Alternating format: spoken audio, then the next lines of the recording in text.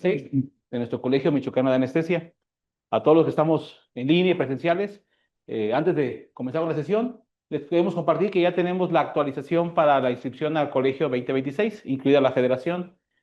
La Federación hizo un ajuste y llevamos el segundo año haciendo ese ajuste en la inscripción, que va a ser un incremento paulatino del 20% anual, hasta llegar a cubrir la inflación.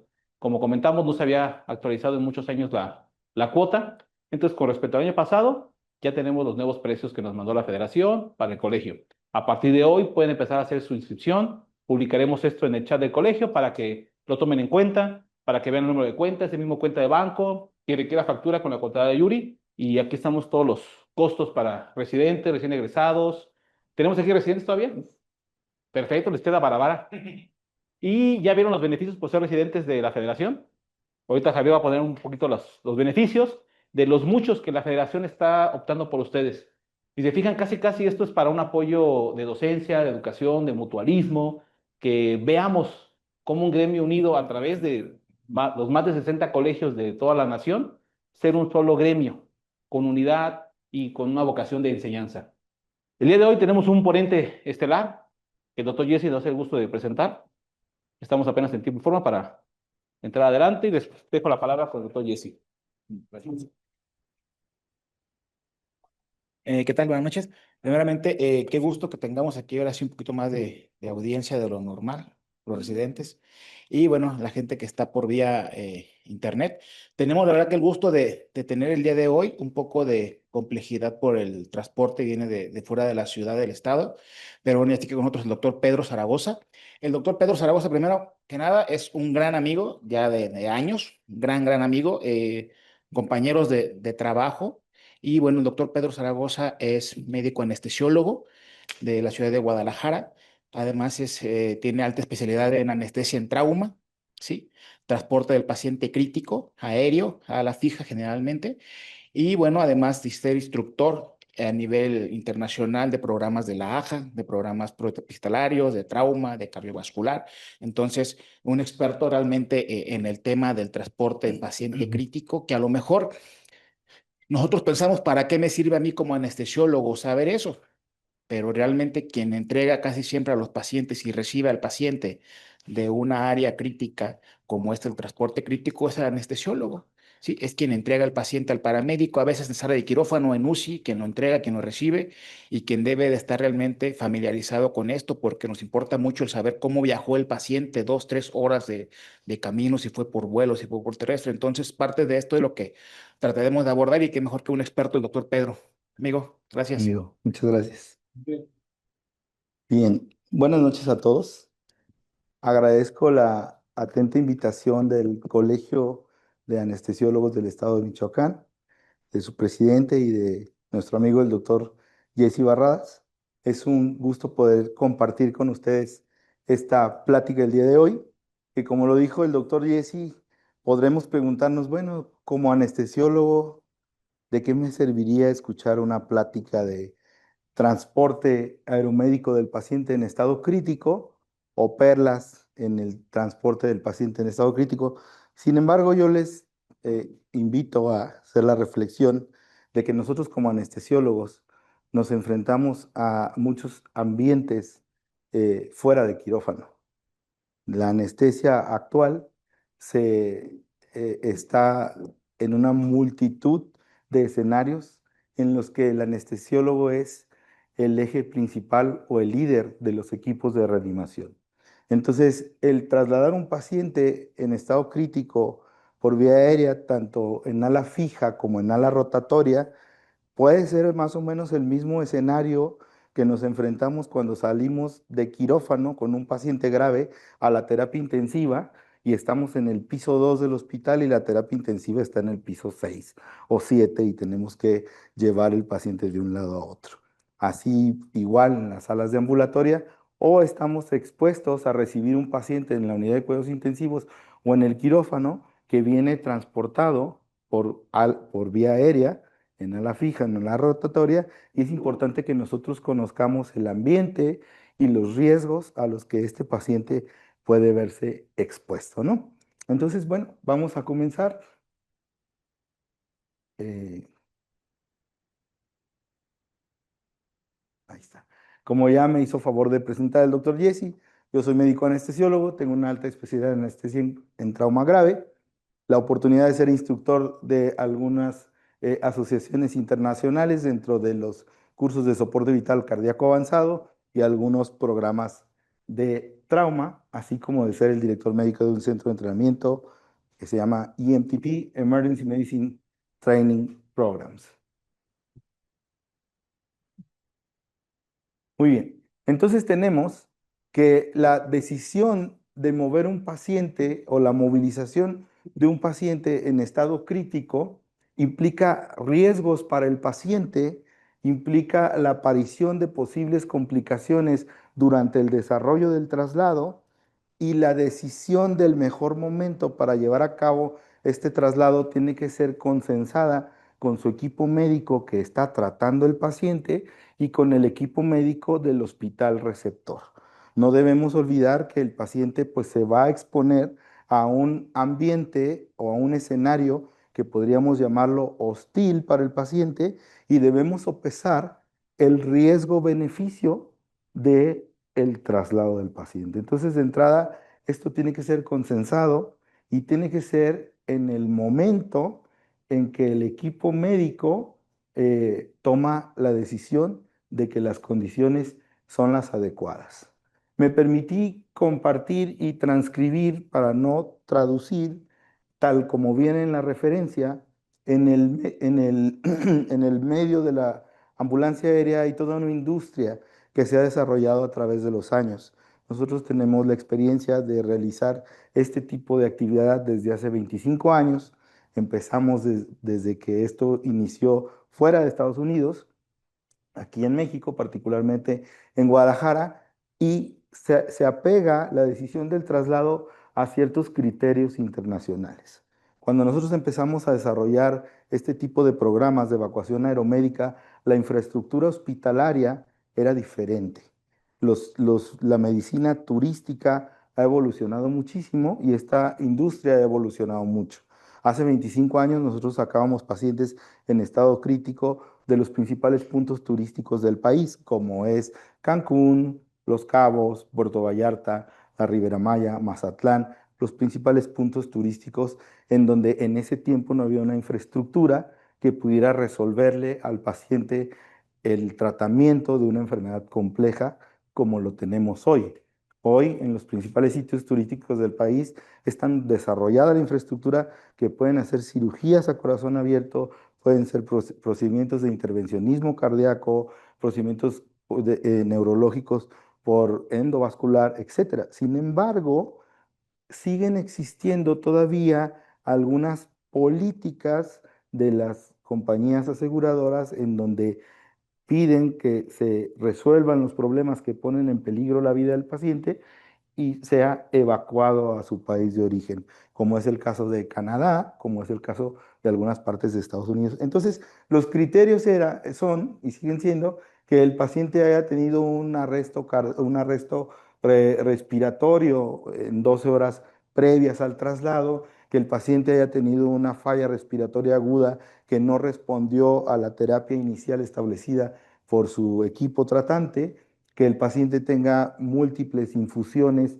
continuas de medicamento, tanto sea soporte inotrópico, como pseudoanalgesia, como relajación, como sedación, que tenga un riesgo de tener una vía aérea inestable o que tenga parámetros gasométricos o ventilatorios no resueltos. Entonces, para que nosotros podamos justificar una evacuación aeromédica, el paciente tiene que entrar en estos criterios. Dentro de la lista de criterios quirúrgicos, sea que tenga lesiones agudas que no puedan resolverse en el lugar donde el paciente se encuentra, por múltiples causas, por la complejidad del tipo de cirugía, por la alta especialización del equipo quirúrgico, por pacientes que muchas veces se hace control de daños y no tienen una infraestructura como para ponerlo en una adecuada terapia intensiva y entonces hay que evacuarlos. Pacientes de trauma que requieran un centro de trauma muy especializados, pacientes quemados, o pacientes que van a ser sometidos a una cirugía de trasplante. Entonces, una vez que nosotros tenemos clasificado al paciente que cumple con los criterios para ser evacuado por un medio de transporte aéreo, tenemos que trabajar en conjunto con el equipo para justamente estabilizar los potenciales riesgos o los potenciales compromisos que tenga el paciente. Es decir, tener una vía aérea totalmente asegurada, un funcionamiento ventilatorio adecuado, que el estado hemodinámico del paciente no esté tan severamente comprometido como para tener un arresto cardíaco durante el traslado, que esto nunca va a ser evitable al 100% porque es inherente a la propia movilización del paciente. Pacientes que requieren una atención médica muy especializada o que tienen alteraciones electrolíticas importantes, ¿no?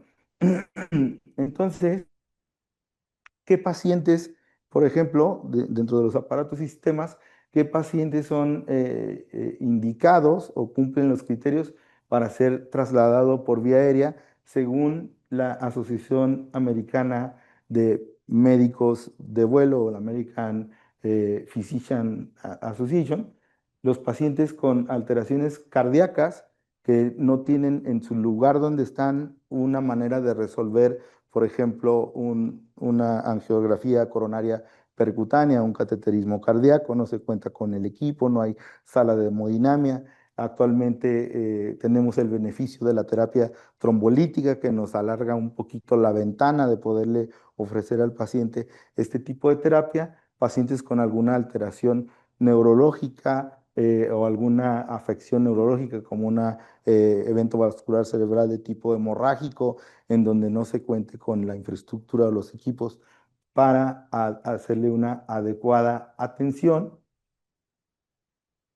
o traslados sumamente especializados como son los pacientes del grupo de edad pediátrica y neonatal. Nosotros en la compañía tenemos una clasificación del tipo de pacientes y tenemos un perfil del tipo de profesionales de la salud que se va a hacer cargo de ese traslado. Es decir, aunque tengamos, perdón, la experiencia en desarrollar este tipo de traslados cuando tenemos pacientes en edad prematuras de 24, 26 o menos de 30 semanas de gestación que tienen falla respiratoria, compromiso hemodinámico, alguna valvulopatía, ese tipo de traslados lo realiza con nosotros el neonatólogo intensivista, pediatra intensivista, enfermeras neonatólogas, terapistas respiratorios específicos de pacientes pediátricos, etcétera. Nosotros tenemos una población de pacientes que atendemos prácticamente todas las enfermedades, pacientes cardíacos, pacientes neurológicos, pacientes politraumatizados, pacientes en edad pediátrica, pacientes en edad neonatal, pacientes embarazadas, quemados, trauma multisistémico. Entonces tenemos un perfil y una clasificación de cada personal y de cada personal indicado para cada traslado y a su vez el equipo especializado.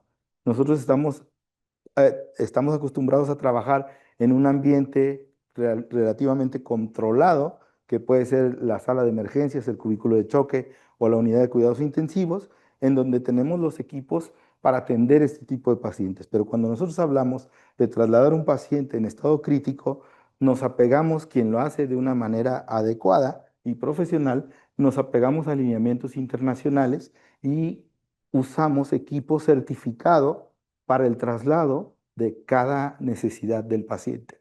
Es decir, una incubadora, pues quizá la podemos tomar de la unidad de cuidados intensivos neonatales y podemos hacer un traslado, pero en el traslado de un paciente de este grupo de edad se requiere un ventilador específico de transporte pediátrico y neonatal, que no solo sea un ventilador, sino que sea un ventilador exprofeso para transporte. Las fábricas las patentes de los equipos biomédicos que nosotros usamos, sin que tenga yo un conflicto de interés con alguna marca o alguna marca nos patrocine, quiero poner un ejemplo. Por ejemplo, nosotros manejamos en la unidad de cuidados intensivos el ventilador como el Vela, que por ejemplo su fabricante es CareFusion y que fueron los ventiladores de batalla en el COVID. Estoy seguro que más de alguno de ustedes tuvo contacto con ese tipo de equipo. Esa marca en particular y esa patente de ventilador ha desarrollado ventiladores específicos de transporte. que son ventiladores que son sometidos al ambiente en que se expone el paciente que va a ser trasladado. Ahora vamos a entrar un poco más en detalle de cómo se desarrolla un traslado, pero nosotros tenemos varios tipos, digamos, de vehículo para trasladar a un paciente. O sea, puede ser una ambulancia, que es lo más común, una ambulancia terrestre, pero tenemos también aeronaves de ala fija, como son los helicópteros. Tenemos también jets, que son, perdón, el helicóptero es una ala rotatoria y las aeronaves de ala fija son los jets, por ejemplo.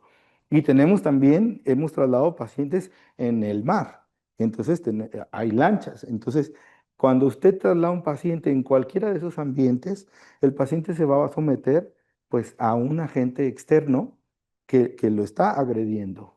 Si usted somete un paciente a un traslado terrestre, muchas veces usted sabe de fisiología, pero actualmente en el área de paramedicina y con mucho beneplácito, cada vez y en todos los estados se ha desarrollado un mayor entrenamiento para el personal de medicina prehospitalaria y se ha desarrollado un interés del personal de medicina prehospitalaria en entrenarse en este tipo de áreas y en este tipo específico de transporte que son de alta complejidad. Entonces, afortunadamente, cada vez tenemos gente con un poco más de conocimiento y de entrenamiento para poder hacer esto de una manera profesional. Sin embargo, los factores externos no pueden evitarse. Si usted sube un paciente, un prematuro, y lo pone a 60 kilómetros por hora en las calles que en todo nuestro país tenemos, o en las avenidas que todo nuestro país tenemos, llenas de baches, de hoyos, de topes, esa fuerza de aceleración y desaceleración a la que se va a someter el paciente compromete directamente a la hemodinamia de un paciente. Entonces, si tenemos un paciente de cualquier afección, llámese un paciente con un compromiso hemodinámico, un cardiópata, llámese un paciente prematuro, que su volumen sanguíneo circulante va a depender de los kilos de peso que tenga el paciente, y si tiene una cardiopatía, el solo movimiento de las fuerzas de aceleración, desaceleración de la ambulancia, si no prevemos ese cambio, impacta directamente con la hemodinámica del paciente. Todos nosotros somos anestesiólogos y sabemos que un centímetro del tubo endotraqueal que se desplace en un paciente de esta edad lo vuelve susceptible a extubarse, lo vuelve susceptible a un barotrauma, lo vuelve susceptible a una disociación con el ventilador, y muchas veces todos estos son factores inherentes al traslado que no tomamos en cuenta y que sometemos al paciente a ese riesgo. Si usted va a someter a un paciente como aquí el doctor Jesse, que es alguien que tiene pues una referencia importante y que tiene contacto con pacientes graves, y que ustedes están en una ciudad y un estado que tienen migración legal en Estados Unidos, que tiene una población grande de gente que es originaria del estado y que vive en Estados Unidos de manera legal, y que normalmente en diciembre, por ejemplo, vienen y vacacionan y visitan a sus familiares y desafortunadamente sufren alguna afección y ellos tienen derecho a ser atendidos en Estados Unidos por sus seguros, por su trabajo, etcétera. Entonces hay que trasladar a esos pacientes para allá.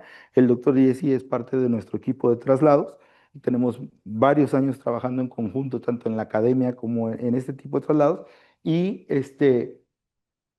hemos movido pacientes en helicóptero, en ala fija, y cuando usted sube un paciente en un helicóptero, de entrada es un espacio confinado.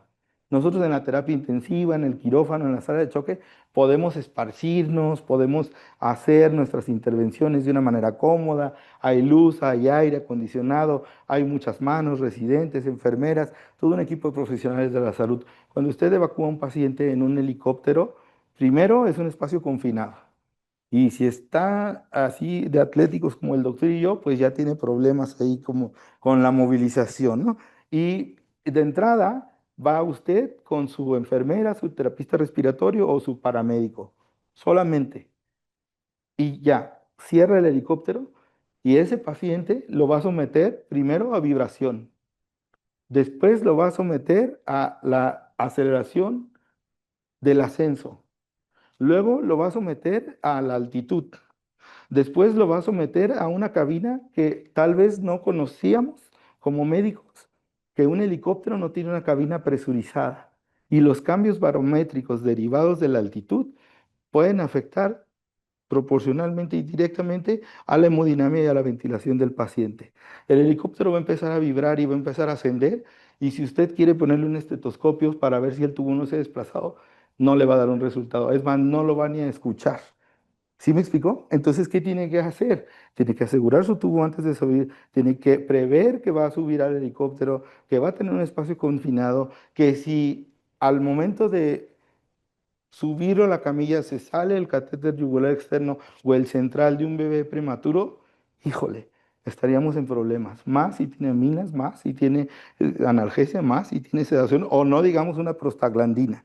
Entonces, ¿sí me explico? O sea, vamos a someter al paciente a un riesgo que quien va con buena voluntad, pero poco entrenamiento, va a ojos cerrados, va condenado a un mal resultado.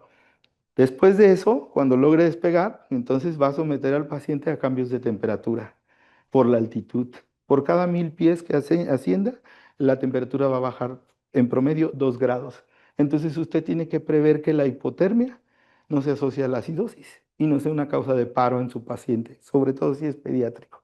Lo va a someter a hipotermia, lo va a someter a hipoxia, lo va a someter a una cabina no presurizada. Entonces ya ahí me detengo para que no le neguemos el traslado a un paciente, ¿no? Ok. Ahora, si yo lo someto a una, digamos, el helicóptero no me gustó, tiene muchos factores adversos. Discúlpenme, estoy cursando con una afección en la garganta y tengo que estar refrescando para que no me dé tos. Entonces, si ustedes dicen, no, ¿sabes qué? El helicóptero no es mi opción. Mejor un ala fija. Pues, ¿qué cree? De todos modos, aunque tiene ciertas ventajas, el ala fija, bueno, digamos que también es una cabina confinada. Digamos que el ala fija tiene la ventaja de que su cabina va a ser presurizada. Quizá los cambios barométricos por la altitud le afecten menos, pero eso no quiere decir que usted no tenga que estar pendiente de su ventilador. No quiere decir que no tenga que estar pendiente de la mecánica respiratoria adecuada que el paciente lleve con el ventilador, que no vaya el paciente combativo. El paciente se va a someter ahora a fuerzas de aceleración, desaceleración y a un despegue a una alta velocidad. Y entonces eso es estrés para el paciente. Entonces empieza el estrés del paciente y el estrés mío. Empieza la taquicardia. Empieza el paciente a compensar. Entonces ahora vamos a someterlo a otro tipo de estrés, pero también lo vamos a someter a fuerzas de aceleración y desaceleración porque el avión asciende y desciende.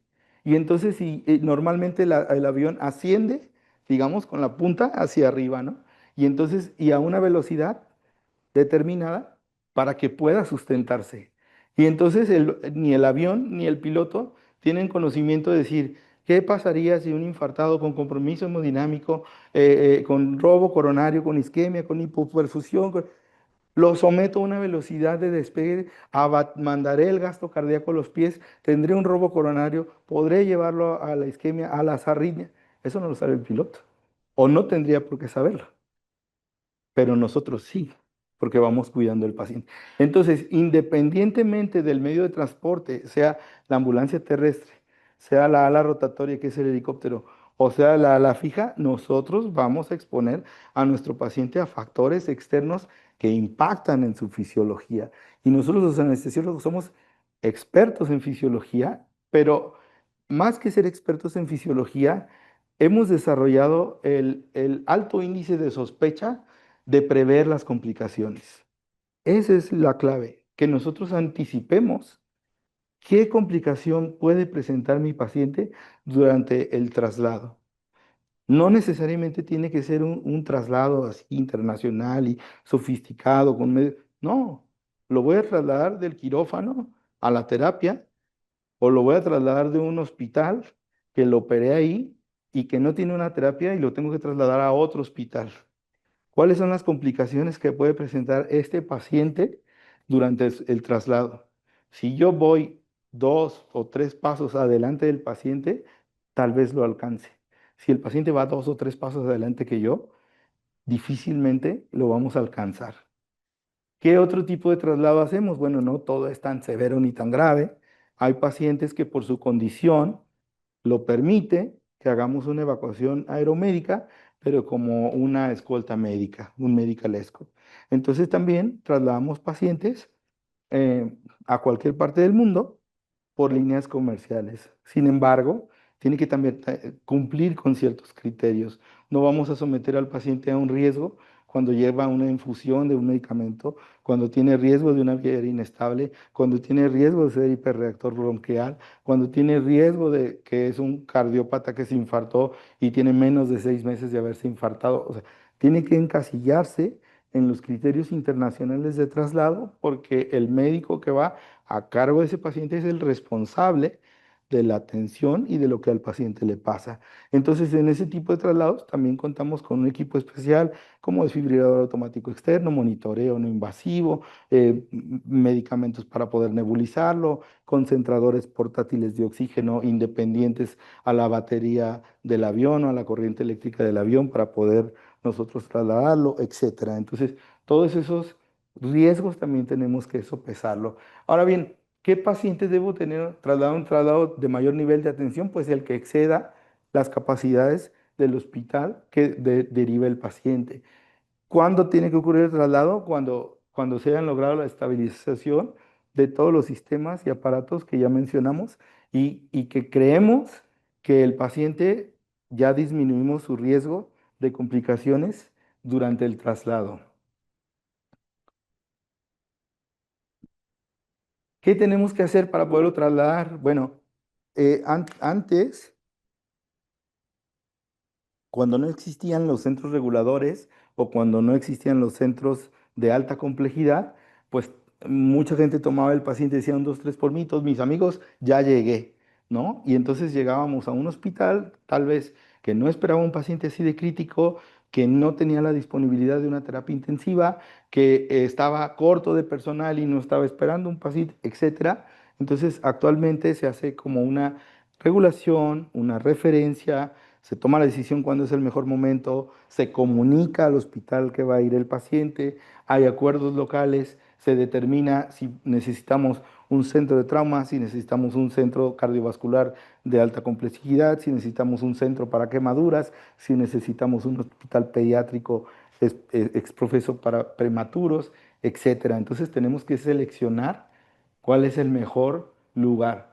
Ya sabemos, llegó el paciente, hacemos una evaluación primaria, detectamos las lesiones que ponen en peligro la vida, las resolvemos, hacemos una evaluación secundaria, revaluamos y determinamos que estamos en el mejor momento para llevarnos el paciente al traslado.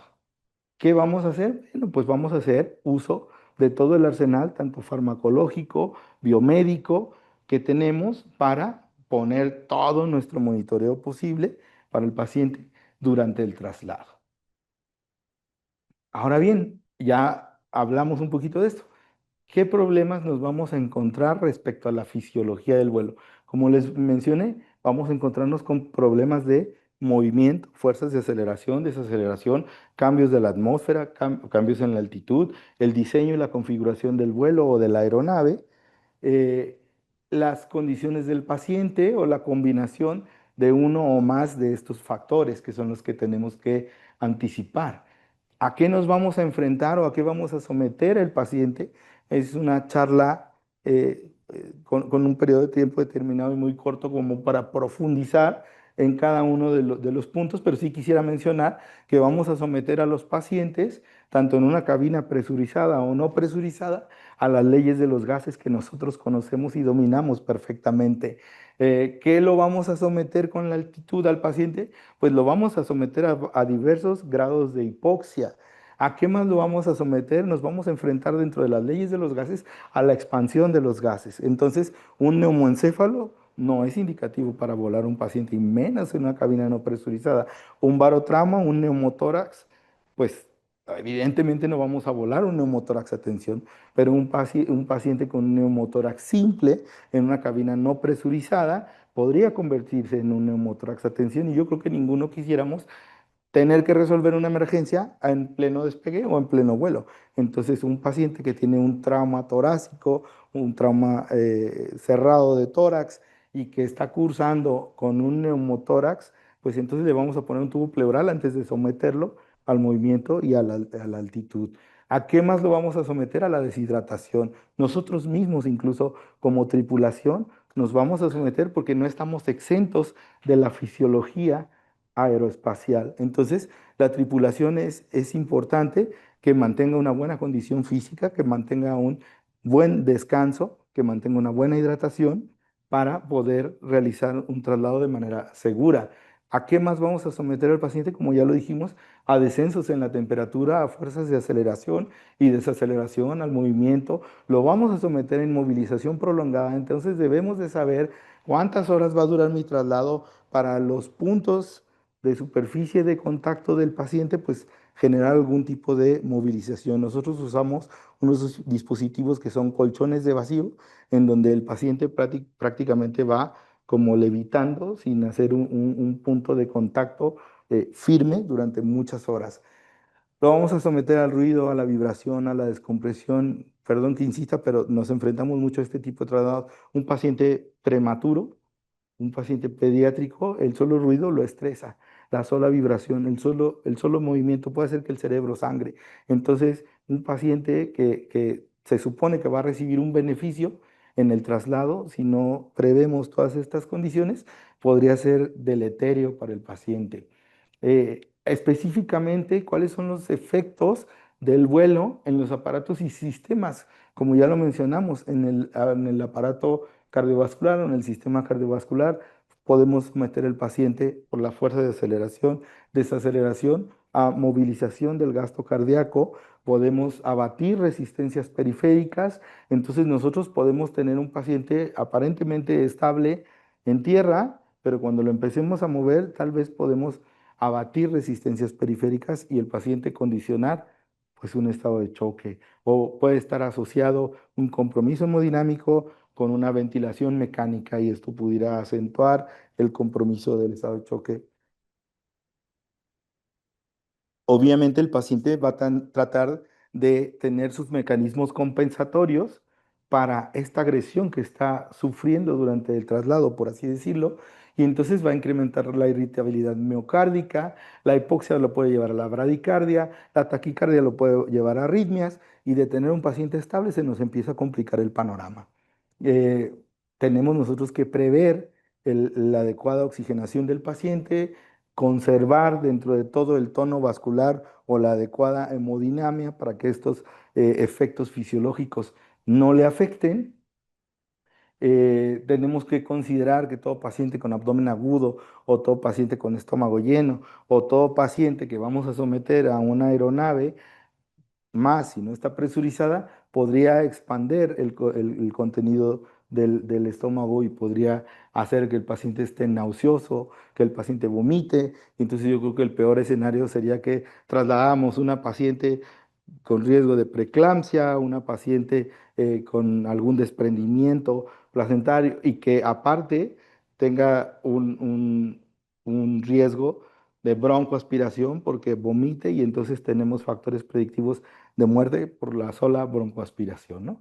Entonces, todo esto tenemos que preverlo. Efectos sobre el sistema respiratorio, ya mencionamos, lo vamos a someter a hipoxia, tenemos que asegurar, establecer una vía aérea definitiva ante la más mínima sospecha de compromiso de la vía aérea durante el traslado, asegurarla y que evidentemente el paciente vaya en una, aunque ustedes no lo crean, muchos traslados no se realizan tal vez con el perfil adecuado del profesional de la salud y muchos pacientes llegan combativos al hospital, llegan disociados con el ventilador, pueden generar barotrauma, pueden generar compromiso hemodinámico. Hay muchos videos en donde el paciente puede extubar incluso. Entonces, todo eso es muy importante que nosotros lo preveamos y sobre todo que en los profesionales de la salud o las áreas que no tienen la expertise que tiene anestesia, por ejemplo, compartamos el conocimiento o pasemos por ahí y echemos un vistazo y tengamos como ese espíritu de ayuda y digamos, ¿qué le van a hacer? ¿A dónde lo van a llevar? Así como la suspicacia que tiene el anestesiólogo cuando ve que hay ojos que no se dan cuenta que un paciente se está poniendo grave, tratar de compartir el conocimiento y decir, oye, ¿y si le hacemos? ¿Y si le ponemos? ¿Y si le quitamos? ¿Y si le agregamos? pues va mejor, ¿sí me explico?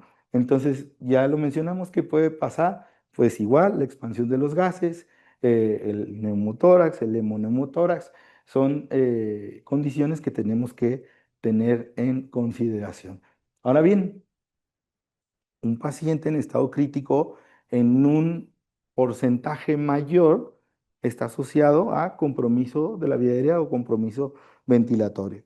Entonces, tal vez ustedes que están familiarizados con el manejo de un paciente ventilado o con un paciente intubado o con un paciente que está sometido a un procedimiento, podría decir, oye, pero es que esto es como algo muy básico. Créanmelo. O sea, son cosas que tenemos que tener en cuenta. O sea, antes de transportar a un paciente, asegurar la vía aérea, asegurar los accesos vasculares, que el personal profesional de la salud que va acompañando a ese paciente sea capaz de decir, oye, y si se le sale el catéter central, y si le dejan de pasar las prostaglandinas al bebé, y si tengo la capacidad resolutiva del equipo y la experiencia y la competencia para resolver eso. Las buenas voluntades no ayudan. O sea, ustedes lo viven todos los días. El solo hecho de pasar el paciente de la camilla del quirófano al transfer a la camilla de transporte, ¿cuántos pacientes no se extuban?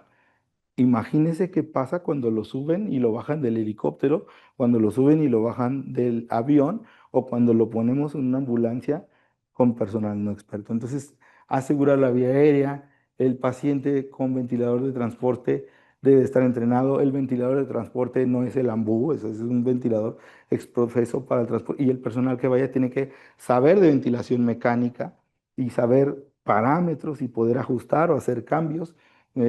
Existen laboratorios portátiles que se usan en el traslado largo de pacientes, en donde se tiene la capacidad de tomar gases arteriales durante el traslado, electrolitos durante el traslado, biometría hemátrica durante el traslado, química sanguínea durante el traslado, electrolitos obviamente durante el traslado, y puedas hacer una corrección, porque si usted dice, oye, un traslado Morelia-Houston, ¿cuánto dura? 2 horas promedio. Sí, y si estamos en Argentina y vamos a ir a Nueva York, entonces ese traslado, dependiendo del tipo de aeronave que usted use, las condiciones climáticas, entonces va a ser un traslado largo, en donde usted puede tener cambios fisiológicos en su paciente y tenga que hacer ajustes en el ventilador. Entonces, por eso es importante que tengamos toda esta infraestructura. Eh, Muchas veces tenemos que hacer ajustes. Una cosa es el paciente en la cama de terapia intensiva, sin ningún factor externo que lo esté estimulando, y a lo mejor con un Ramsay de sedación que permite ser ventilado, pero en el momento que lo empieza a manipular, que lo cambia de camilla, que lo empieza a movilizar, entonces se desajusta y se disocia, y es donde entra pues el toque, ¿no? De poder hacer los cambios necesarios para brindarle al paciente un traslado adecuado. ¿Y por qué insistimos tanto? Pues yo les voy a decir que en la oportunidad que tengo de tener una experiencia de 25 años trasladando pacientes en estado crítico, ¿cuáles son los principales problemas que se presentan durante el traslado? Pues problemas ventilatorios y compromiso hemodinámico de los pacientes principalmente. Entonces es muy importante que sepamos identificar los riesgos, las complicaciones potenciales y el manejo del ventilador. ¿Qué podemos presentar de indicaciones, por ejemplo, para iniciar una ventilación mecánica? Bueno, pues todos ustedes lo saben y lo dominan. Trastornos en la ventilación o trastornos en la oxigenación, ¿no? Que nos lleven a tomar la decisión de decir, oye, ¿sabes qué? ¿Cuál será el mejor lugar para intubar el paciente previo al traslado? ¿El quirófano de terapia intensiva, la sala de choque, o corriendo durante el traslado, en la ambulancia, en el avión? O sea, podremos ser muy buenos, pero qué mejor si planeamos un plan de acción. El anestesiólogo siempre tiene un plan B, pero lo mejor es no llegar al B. Entonces, siempre tenemos que ser anticipados y decir, pues si estoy aquí en el cubículo de choque y si por alguna razón tengo una vía aérea difícil, no anticipada, y tengo más anestesiólogos, o tengo un intensivista, o tengo un urgenciólogo, pues tengo más oportunidad de resolver un problema que si tomo la decisión de hacerlo durante el traslado. ¿Sí me explico? Entonces, es muy importante que nosotros determinemos. ¿Y cuál es la mejor indicación para hacer un procedimiento? cuando lo dudamos, cuando decimos, oye, ¿tú crees que lo haría? Ahí está indicado hacerlo, ¿no? Entonces, ¿cuáles son los objetivos fisiológicos de la ventilación mecánica? Bueno, pues mantener, normalizar, manipular el intercambio gaseoso, incrementar el volumen pulmonar, reducir el trabajo respiratorio, revertir la hipotermia, la hipoxemia, corregir la acidosis, etcétera, etcétera, etcétera. O sea, tenemos que tenerlo en cuenta. Y tenemos que tener en cuenta que si vamos a entrar en materia, que si vamos a realizar un traslado, aunque sea interhospitalario, saber preguntar y tener la curiosidad de decirle al terapista respiratorio, oye, ¿y tu ventilador funciona con batería? ¿Es un ventilador mecánico? ¿Funciona siempre y cuando tenga oxígeno? ¿O es un ventilador electrónico? ¿Qué capacidad de vida media tiene tu tanque de oxígeno? Porque como ya dijimos, no es lo mismo trasladar a un paciente Morelia-Houston que trasladar a un paciente Morelia-Vancouver. Y no es lo mismo trasladar a un paciente con una FiO2 del 35-40% a un paciente que requiera una FiO2 del 100%. Entonces tengo que primero saber qué tipo de ventilador llevo. Ese ventilador funciona de manera neumática con oxígeno, es como mejor ventilador. Y llevo un ventilador de transporte electrónico que me da las curvas, que tiene varias modalidades ventilatorias, que cicla por volumen, que cicla por presión, que puedo controlar la fracción inspirada de oxígeno. Ese sería lo ideal. Ahora bien, ¿cómo funciona ese ventilador? Ah, pues tiene una vida media de la batería promedio de 4 horas. Bravo. Y si mi traslado dura más de ese tiempo, ¿tengo el cargador del ventilador? El helicóptero, la ambulancia o la aeronave lleva una batería de respaldo. Tiene un sistema de corriente eléctrica independiente del funcionamiento de la aeronave para que yo pueda conectar mi ventilador, mis bombas de infusión, mi Norepi, mi Topa, mi Dobuta, lo que quiera. Creo que es una pregunta que debemos hacernos y decir cuánta es la vida media y qué pasa si el ventilador les ha pasado que tenemos un superventilador y es un aparato electrónico que no tiene palabra de honor y de repente se descalibra si no tiene el mantenimiento biomédico adecuado o se agota la batería o se muere. Tenemos un ventilador de backup, tenemos un plan B si falla este ventilador, porque nosotros como anestesiólogos siempre tenemos un plan B, pero no todo el mundo tiene un plan B. Y no conozco todavía a nadie que su volumen tidal y su tiempo inspiratorio de sus manitas sea tan perfecto como el de un ventilador y la fracción inspirada de oxígeno que proporcionamos. Entonces, creo que es una buena pregunta hacernos si tenemos el equipo adecuado, la competencia adecuada para resolver un problema y sobre todo anticipar las complicaciones del traslado, que es algo que siempre soy un poco reiterativo. Yo sé que el nivel de audiencia es de alta especialidad o de una especialización arriba del promedio, pero tal vez hay mucha gente que nos está escuchando que participa en este tipo de traslados y es importante compartirles este conocimiento. Ahora, desde que yo veo un paciente, tengo que anticipar cuáles son las posibles complicaciones que me voy a enfrentar durante el traslado. Dijimos que el rojo es la luz. Este paciente, como decimos en la residencia, el que lo extuba, lo intuba.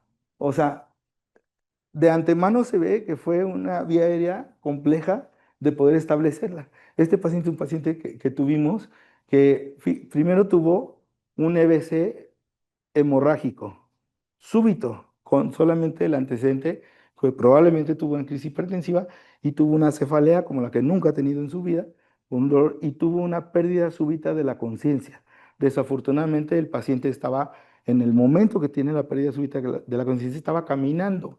Entonces, se cae hacia adelante y por algún mecanismo, cuando cayó, tenía su lengua de fuera y entonces se traumatizó su lengua, aparte del sangrado, de la epistaxis que se derivó del sangrado. O sea, de un evento vascular cerebral hemorrágico, que es un gran problema, se derivaron más problemas. Entonces, ¿qué pasaría si llega, porque aparte hay mucha gente que tiene muy buena voluntad, pero a lo mejor no es la gente que queremos cerca de los pacientes? ¿Qué pasaría si alguien llega rápido y dice, vámonos, ¿no? Y lo cambia de camilla y se lleva el tubo. Pues ya tenemos un problema ahí. ¿Qué pasa si eso nos pasa en el aeropuerto? O si nos pasa en el helicóptero, o si nos pasa durante el vuelo. Entonces tenemos que anticiparlo.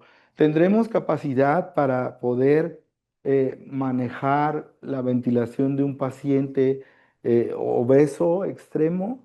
Eh, tenemos o sea, todas las vías aseguradas para que la sedación no deje de pasar y el soporte inotrópico no deje de pasar. Esta paciente que trasladamos eh, de Chiapas, me parece, es una paciente de 17 años, que la paciente estaba trabajando en una panadería, en el horno de una panadería, pues haciendo las labores propias del oficio, metiendo y sacando el pan. Tuvo una fuga de gas en el horno y se deriva un flamazo, una explosión que se incendia la panadería y la paciente de frente recibe el flamazo, ¿no? Entonces, de entrada, fíjense, todos los factores que se involucran en el mecanismo de lesión de un paciente. De entrada, la foto no es del cuerpo completo, pero recuerdo perfecto el caso. Es de una paciente que tenía un porcentaje del 80% de superficie corporal quemada, que tuvo el flamazo y que tuvo una lesión de vía aérea por fuego directo, que cuando la paciente estuvo en un espacio confinado, inhalando los productos de la combustión del incendio, entonces tuvo una lesión por inhalación por debajo de la glotis. Entonces tenemos una paciente con quemadura por fuego directo, con el 80% de superficie corporal quemada, con un compromiso hemodinámico importante, con un fuego directo en la lesión de la vía aérea superior y con una lesión por inhalación en la vía aérea inferior. Todos los factores de riesgo para que tenga un mal desenlace. Y en su manejo inicial en la sala de choque, evidentemente no estamos aquí juzgando ningún tipo de manejo, pero fue una vía aérea compleja, por lo que se ve, y entonces un equipo quirúrgico, afortunadamente había un cirujano y parece un otorrino, establecieron una traqueostomía de emergencia, que podría yo decirles que le salvó la vida a la paciente. Pero ¿qué pasaría si durante el traslado la paciente que de entrada está quemada y que no es fácil tener accesos vasculares con ese paciente actualmente? Bueno, hay gente muy diestra y tenemos el ultrasonido. Yo he tenido este tipo de pacientes y así tengas el broncoscopio, el ultrasonido, y todo, es un paciente difícil de manejar. ¿Y qué pasaría si se disocia? ¿Qué pasaría si se descanaliza? ¿Qué pasaría si perdemos el catéter central o simplemente se disocia, tose y la cánula se sale en pleno traslado? Porque el paciente usted lo está moviendo, acelerando, desacelerando, vibrando y se puede disociar. Y entonces el peor escenario sería que con este tipo de paciente vaya un equipo profesional de la salud que no pueda restablecer la vía aérea o no conozca cómo manejar una endocánula y la vuelva a poner. ¿Sí me explicó? Entonces todo esto, aunque el traslado pareciera algo sencillo, es un procedimiento como todos a los que nos enfrentamos todos los días. Entonces, ¿cuáles son las posibles complicaciones que nos vamos a enfrentar durante el traslado? Pues complicaciones respiratorias derivadas, por ejemplo, del tubo endotraqueal, que podría ser una extubación, una obstrucción del tubo por mordedura o el tapón de moco traidor que puede matar a los pacientes, una intubación selectiva por un desplazamiento, aspiración de contenido gástrico, complicaciones respiratorias derivadas de la ventilación mecánica, una desconexión inadvertida de la fuente de oxígeno, desconexión del paciente del ventilador. Por eso nosotros, todo paciente ventilador, tratamos dentro de lo posible de contar con el equipo adecuado para que nosotros vayamos viendo la curva de la capnografía y nos estemos dando cuenta que el ventilador va ciclando y que el paciente va inhalando, exhalando, y que ante una desconexión inadvertida nos podamos dar cuenta solo con ver la curva, por escuchar el ruido del capnógrafo o por programar una alarma que diga ya no estoy sensando CO2. ¿Sí me explico? Entonces, la desconexión del paciente al ventilador, la desconexión del paciente a la fuente de la batería, una desadaptación, un autopip, un barotrauma, son complicaciones respiratorias que puede presentar el paciente. Complicaciones de la ventilación manual que nosotros decíamos, pues hipoventilación, acidosis, hiperventilación, barotrauma, entre otras. Entonces, hay que tratar con mucho respeto los pacientes que son trasladados, sobre todo en tramos largos, ventilados. Dentro de las complicaciones hemodinámicas que nosotros podemos prever o identificar durante el traslado, pues tenemos evidentemente las variaciones de la presión arterial arriba o hacia abajo, hipertensión, hipotensión, arritmias, isquemia miocárdica, fallo del ventrículo izquierdo, los pacientes con síndromes coronarios agudos de tipo infarto. Bueno, pues clasificar bien qué tipo de paciente estoy trasladando, si es un paciente con falla del ventrículo izquierdo, si tenemos compromiso hemodinámico, identificar si tenemos un problema de bomba o un problema de volumen para que nosotros podamos determinar nuestro mejor manejo con los pacientes. Dentro de las misceláneos o múltiples complicaciones que podríamos tener también, pues interrupción de la medicación, como ya lo mencionaba, que dejen de pasar las prostaglandinas, que dejen de pasar los presores, que dejen de pasar la analgesia, la sedación, la relajación, que tengamos desconexión de líneas vasculares, desconexión del tubo pleural, que se rehaga el neumotórax, retirada accidental de drenajes. Nadie le ha tocado ver un paciente posoperado de un hematoma en cráneo que tiene el dren y luego digo, oye, la bolsita de sangre hay que colgarla. No, esa déjala ahí, por favor. No, esa no se mueve, hay que pegarla al paciente. Por favor, no le haga nada. Interrupción de la nutrición parenteral, hasta una hipoglicemia podría darnos un problema inadvertido durante el traslado, como dice un paciente intubado que está cursando con una hipoglicemia, inadecuada perfusión de líquidos, entre otros. ¿No? No es algo que se ocurre de mi ronco pecho, parte es experiencia, pero todo está escrito y tiene sus referencias.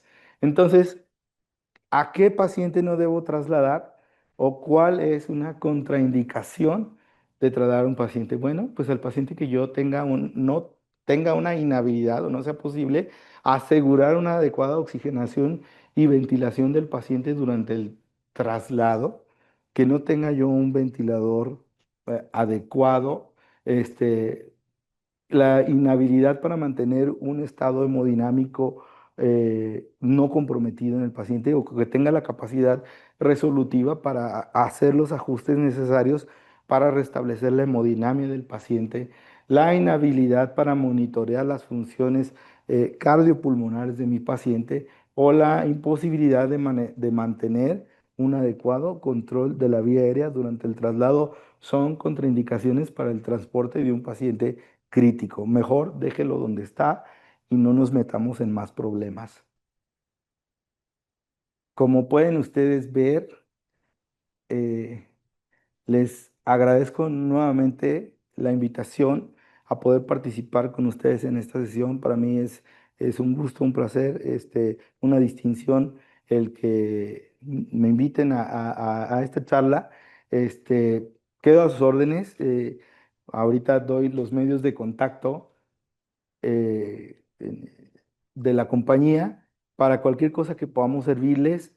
Tenemos un estrecho contacto y un trabajo en conjunto con algunos estados, con algunos colegios de anestesiología, en donde desarrollamos programas de certificación para anestesiólogos, como ACLS, soporte vital cardíaco avanzado, para el curso de soporte vital avanzado pediátrico. No estamos exentos de enfrentarnos a un paciente pediátrico, también certificamos en eso.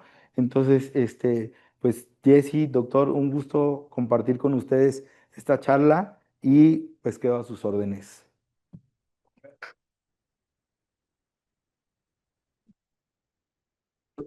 Si tenemos un espacio, un tiempo para preguntas, con todo gusto, si alguien tiene algo que aportar, alguna duda, con todo gusto trataré de... Un tema interesante al cual no estamos acostumbrados a ese nivel.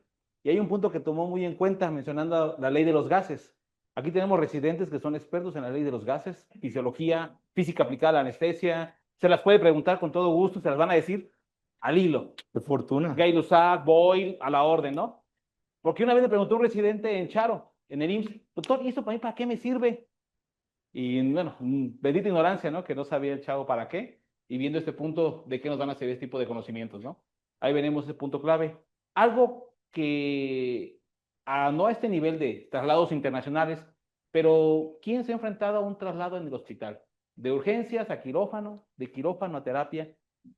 Levante la mano el que no. Entonces, en esos puntos, Doc, tan sencillos de mover de quirófano a terapia intensiva o de terapia a otro hospital a veces, ¿no?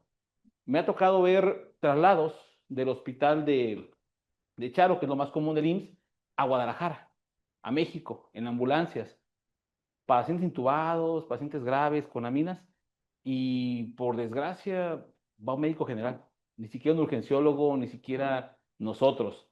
En ese tipo de situaciones, qué bueno que nos pone en panorama todo lo que debemos de observar del ventilador. Algunos puntos clave que nos pueda dar, decir, tomen en cuenta esto. Nos enfrentamos a traslados nacionales, terrestres, lo más lejano es Guadalajara o México. ¿Qué podemos tomar en cuenta? O algún residente cuando esté en campo, en alguna ciudad lejana a la capital, le va a tocar trasladar a un paciente. ¿Qué debe tener en cuenta? Es decir, chavos, fíjense en esto, a la hora de trasladar a su paciente en corto.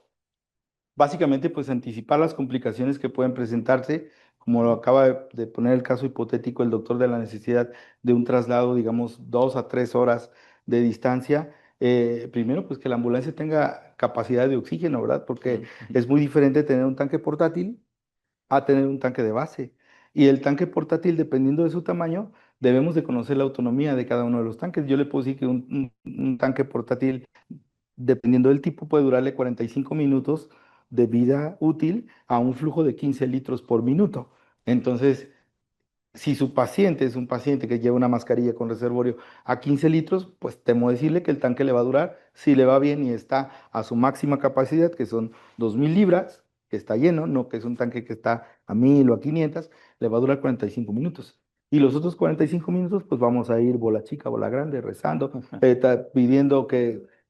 ¿Sí me explicó? Entonces, primero que la ambulancia tenga oxígeno, que contemos con un ventilador, que tal vez mi paciente ahorita está saturando bien con la mascarilla 15 litros, pero ¿y si se cansa de respirar?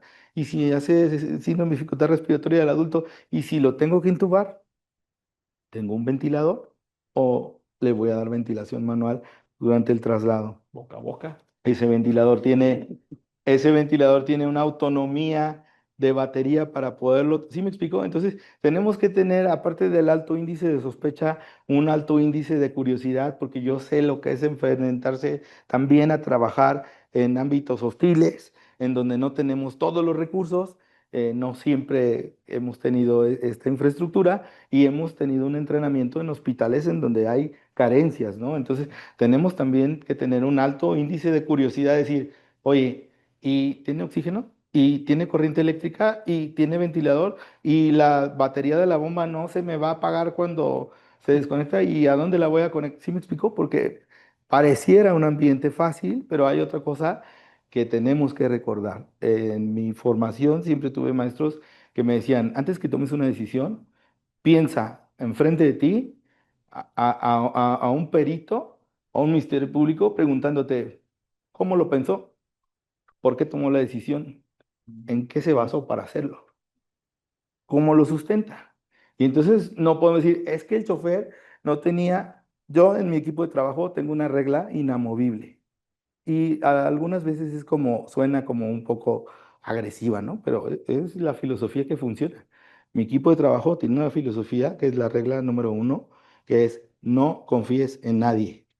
O sea, tú checas tu equipo, tú checas tu oxígeno, tú checas tus baterías, tú checas porque a 45,000 pies de altitud, que en este caso va a ser una ambulancia terrestre, quizá, pero es el peor momento para decir, y si hubiéramos traído la llavecita que abre el tanque de oxígeno, y si le hubiéramos puesto conectado la batería a una corriente eléctrica, y si no hubieran dejado de pasar las aminas, a lo mejor no se habría parado, y entonces el hubiera no existe. Y nosotros somos responsables del paciente desde que sale hasta que se entrega. Entonces, y somos profesionales de la salud y somos médicos, independientemente que nuestra mejor intención es que le vaya bien al paciente. Por eso estamos todos aquí, por eso estamos sacrificando un viernes en la noche, quizá de estar en uno de los mejores antros de Morelia, oyendo una plática de traslado, donde podría, ¿no? bueno, ¿Verdad? Un malecito. o en nuestra casa descansando, simplemente. Estamos aquí porque nos mueve a ayudar. Así es. Entonces, es lo que podría compartirles yo, que tengan como esa prevención, porque cuando la urgencia se suscite, nadie va a decir que tenía una buena intención usted de hacerlo. Qué bueno que toque ese punto legal, doctor, de protección, porque ustedes actúan bajo protocolos, ¿no? Ujú. Y por desgracia, en el hospital, muchos, sobre todo residentes o que vamos empezando, actuamos como usted de buena fe. Y cuando vamos a quirófano, sí sesionamos. ¿Quién de aquí no checa su máquina, su ventilador, el vaporizador, todo eso que funcione? Pero cuando nos toca ir a terapia intensiva, entregar a un paciente, nos toca moverlo y, ay, el ventilador no funcionó. Y con el ambú, y se acabó el tanque, la reserva de oxígeno, ¿no? Entonces no estamos acostumbrados a checar eso.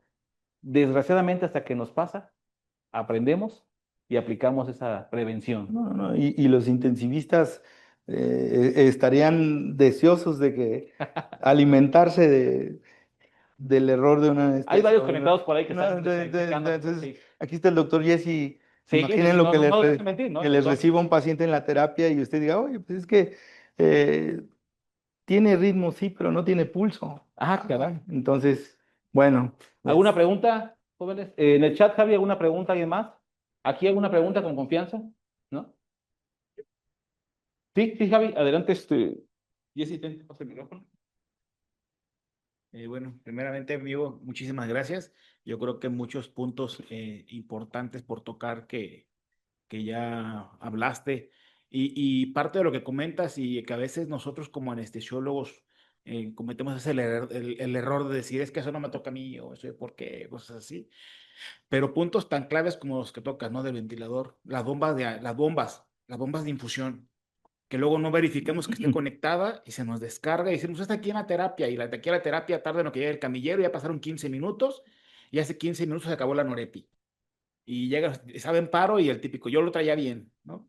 Entonces, cosas de ese tipo, cosas a veces paciente, por ejemplo, nosotros que trabajamos en hospitales de concentración, que llega mucho paciente traslado aéreo, llega paciente el de la mujer, llega paciente traslado aéreo, de helicóptero, de la rotatoria, llega paciente en traslado terrestre, llega paciente muy complicado de todo el estado y de otros estados, y que luego queremos manejarlos como si todos fueran de Morelia. ¿Sí? Y sabemos que el paciente, por ejemplo, el paciente de costa maneja diferentes gases. Y si no manejamos las leyes de los gases, no sabemos cómo se están trabajando los gases, una gasometría, cosas tan simples como eso. O sea, una gasometría de un paciente de costa es diferente a una gasometría de un paciente de Morelia o un paciente de Toluca. así es. Entonces, saber cosas de este tipo, ¿no? Saber, por ejemplo, que un paciente a lo mejor fue de un trauma, que lo agarraron en Ixtapa y traía un neumotórax simple y llega al hospital, llega desaturando, llega en paro y traía un neumotórax a tensión. ¿Sí? Y fue trasladado por vía aérea. Entonces, y llega con nosotros y se complica porque llega directo a quirófano.